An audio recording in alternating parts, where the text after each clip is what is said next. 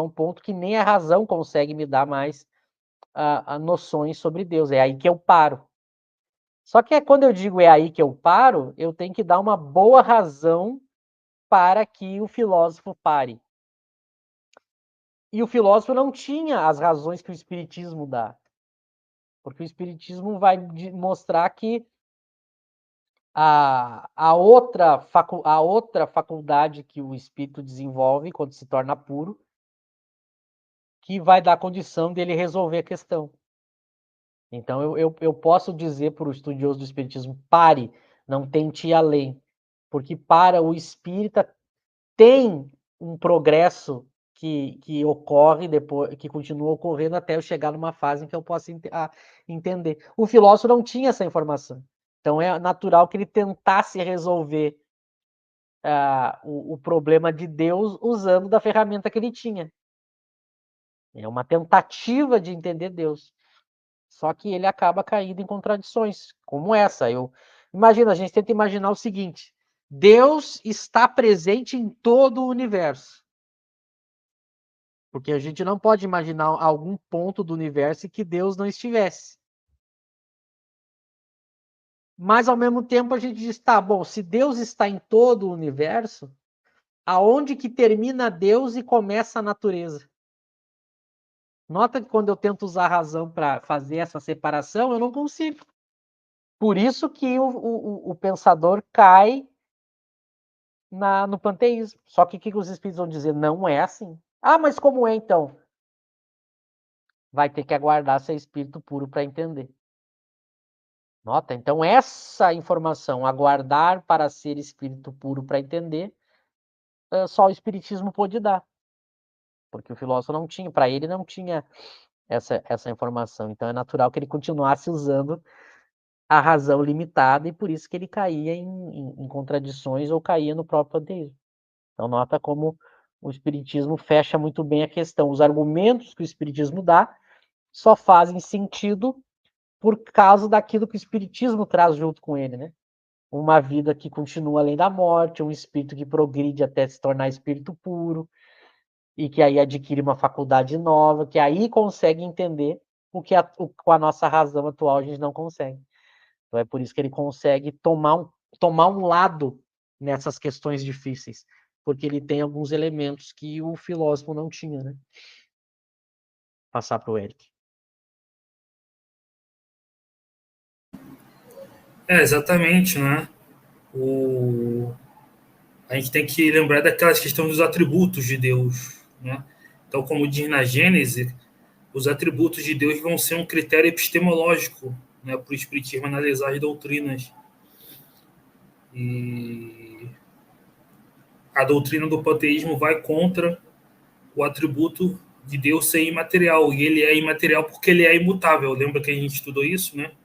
Se Deus não fosse imutável, as leis não teriam estabilidade. O universo seria caótico, né? Mas o universo é ordenado, tem uma única ordem, né? Então, Deus não pode ser imutável. Então, ele não pode ser material, porque a matéria ela é suscetível à mudança, né? A matéria muda o tempo todo.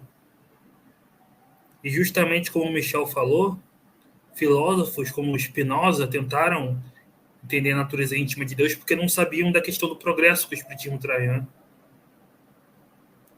O Espiritismo não tem só essa vida, né? Vai ter outras vidas em corpos mais sutis, então até o estado de espírito puro. Então a gente vai compreender isso, não precisa tentar resolver tudo agora, né? Então o panteísmo não tem mais razão de ser, né? O panteísmo se torna algo irracional e contra os atributos essenciais de Deus que são infinitos, né?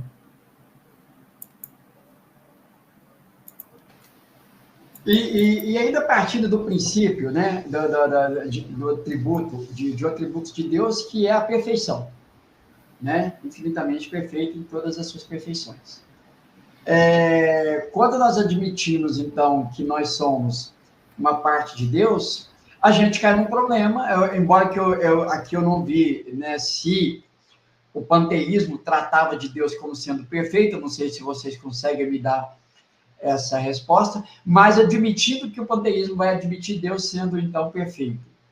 Aí já tem um problema também de conciliar, né, essa informação de que somos parte de Deus, porque somos espíritos imperfeitos do ponto de vista de faltar aí conhecimento e moralidade. Eu não sei, a minha pergunta é a seguinte: faz sentido raciocinar assim? O panteísmo, ele desvia, né, da ideia de Deus ser perfeito, porque, né, sendo parte integrante e não somos perfeitos, logo, Deus ele tem que ser imperfeito em algum momento.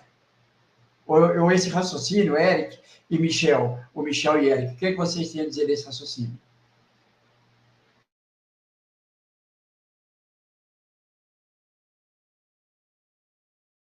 Sim, esse é o problema que tu começa a entrar em contradição, porque, veja, a partir do momento em que tu tenta fazer um entendimento de Deus, em que tu atribui ele coisas que não são dele, eu vou por de dedução em dedução entrando em contradições. É claro que o filósofo, os filósofos, eles colocam sempre possibilidades, né? O que eles tentam fazer? Eles criam uma tentativa de explicar, né, o seu sistema da melhor maneira possível. Então, eu sempre posso criar uma tentativa de salvar o meu sistema, né? Então, existem, por exemplo, visões da filosofia que eles colocam, por exemplo, aquilo que vem, a criação de Deus, ela não poderia ser perfeita justamente porque Deus é perfeito. Então, olha até onde chegou a filosofia, porque é quando eu vou tentando usar a razão para algo que está no limite dela. É por isso que ele fala ali, tem uma parte que ele fala dos sofismas, né? Não haverá sutilezas de sofismas que chegam a resolver o problema da sua natureza íntima. Então, quando eu faço uma afirmação, aí eu tenho que argumentar ela. Daí, se surge um problema, eu crio uma outra argumentação para resolver aquele outro problema. Aí surge um outro problema, eu crio um outro argumento. Então, do ponto de vista de criar soluções, por isso que a filosofia ela é algo interminável, né? E a discussão está sempre aberta na filosofia. Então, vem, por exemplo, o filósofo que dá os argumentos dele do porquê ele não crê em Deus, aí veio o que dá o argumento porque crê em Deus, e aí até os filósofos, entre eles mesmos, eles admitem que a questão continua em aberto, né?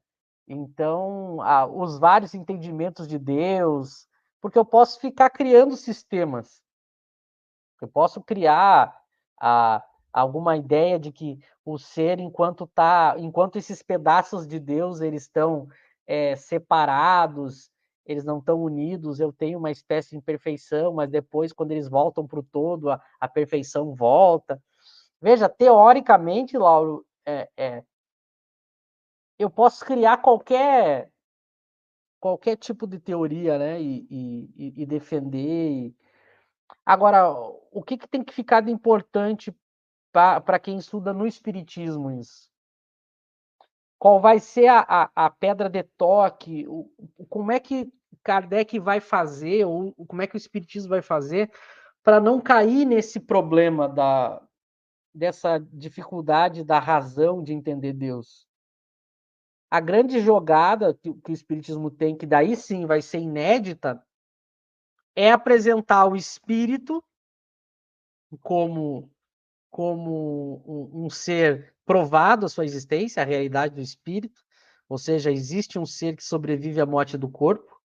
O espiritismo vai mostrar através dos fenômenos que esse ser existe. Então ele coloca o ser espiritual na jogada, que isso vai ser algo muito forte para os ateus, porque o ateu ele vai justamente tratar o que o ateu vai fazer? Ele vai tentar usar da própria mundo material para mostrar como não há Deus. Ele vai desconstruir a ideia de que existe um Deus